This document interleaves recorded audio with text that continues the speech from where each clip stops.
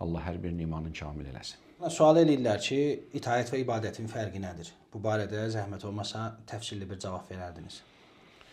İtaət ibadətdən daha geniş anlamdadır.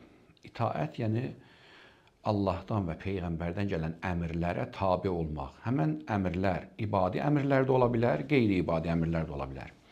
İbadi əmrlər o demək, yəni ibadətlə bağlıdır. Tutaq ki, məsələn, fərzən belə deyək ki, Allah bir dəfə əmr eləyir namaz qıl, bir dəfə də əmr eləyir arvad uşağının yeməyin ver. Namaz qılmaq ibadi əmrdir. Amma arvad uşağına yemək ver, onların məsələn paltarın təmin elə, lazım olan ehtiyacların qarşıla. Bu da əmrdir. Bu isə ibadət deyil.